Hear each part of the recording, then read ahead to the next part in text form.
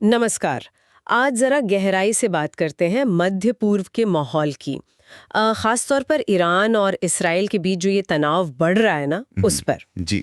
हमारे पास एक YouTube विश्लेषण है और उसी के आधार पर हम समझने की कोशिश करेंगे कि भाई चल क्या रहा है। हम्म। राष्ट्रपति ट्रम्प का वो G7 बैठक से अचानक वॉशिंगटन लौटना, क्या मतलब है इसका?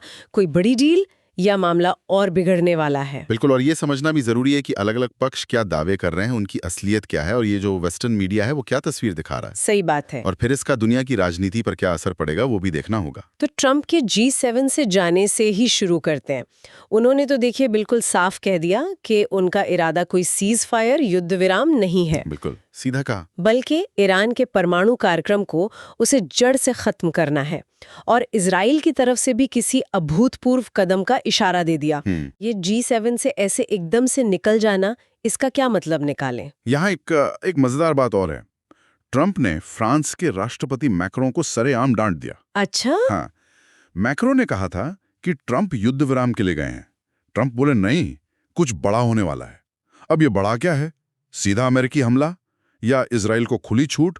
मतलब संकेत बहुत मिले जुले हैं। हाँ, कंफ्यूजिंग है। वो 2013 वाला ट्वीट याद है जब उन्होंने ओबामा पर हमला करने की भविष्यवाणी की थी?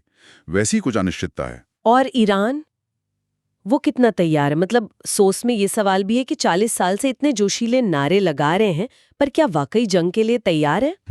पश्चिमी मीडिया में तो खबरें चल रही हैं कि उनके पास न तो आधुनिक फाइटर प्लेन्स हैं, न टैंक। जी, और ये भी कि इजराइल ने उनकी मिसाइल ताकत को भी काफी नुकसान पहुंचाया है। यहाँ तक कि तेहरान के आसमान पर कंट्रोल का दावा, ये तो बहुत बड़ी बात हुई। हाँ, लेकिन देखिए, ये बातें ज्यादातर आ कहां से रही हैं? पश्चिमी मीडिया और इजरायली सूत्रों से। अच्छा। तो ईरान की असली सैन्य ताकत क्या है, ये कहना थोड़ा मुश्किल है। और दूसरी तरफ देखिए, इजराइल के अंदर क्या हो रहा है, वहां के लोग क्या सोच रहे हैं, इस पर कवरेज बहुत कम है। सही कह रहे हैं। भारत के द हिंदू जैसे कुछ अखबारों ने तो इजराइल को रोग नेशन तक कहा है।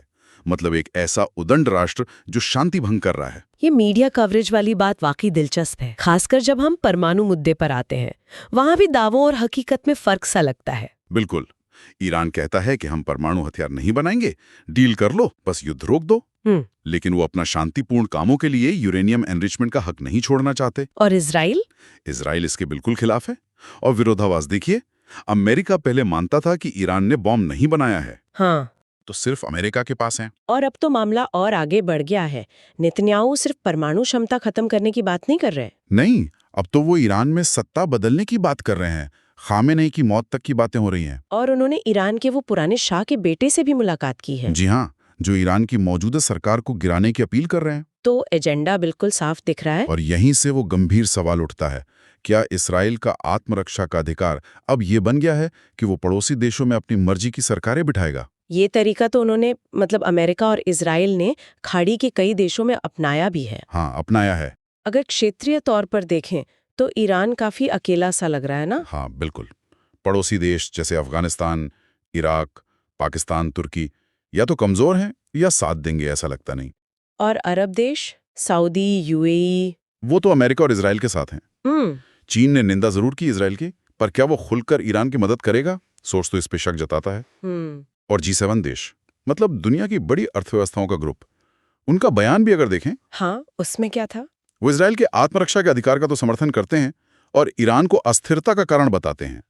लेकिन इस बात का कोई जिक्र नहीं कि इजराइल ने बातचीत के दौरान हमला किया या ईरानी वार्ताकारों को मरवाया।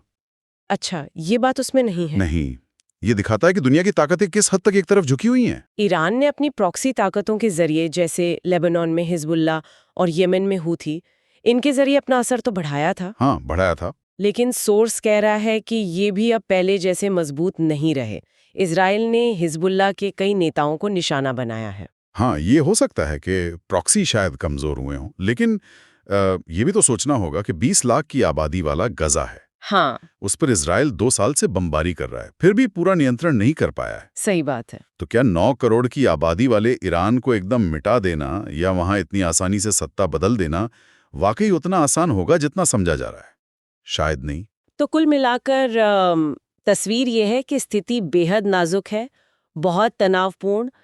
ट्रंप के इरादे साफ नहीं हैं, ईरान की ताकत पर सवाल हैं, पश्चिमी मीडिया का रुख एक तरफा सा लग रहा है। हाँ, और इजराइल अब सत्ता परिवर्तन के एजेंडे पर खुलकर काम कर रहा है और ईरान अपने इलाके में अकेला पड़ता जा रहा है। और G7 जैसे बड़े मंच भी, वो भी कोई संतुलित बात करते दिख नहीं रहे। तो ये सब देखते हुए सोचने वाली बात तो यही रह जाती है कि अगर ये टकराव बढ़ता है तो किसी भी पक्ष के लिए जीत का असली मतलब क्या होगा? जीत का मतलब, और इसकी भारी कीमत इंसानी जानों की, दुनिया की स्थिरता की, वो कौन चुकाएगा? कहीं हम इतिहास को फिर से दोहरा तो नहीं रहे? ये एक बड़ा सवाल।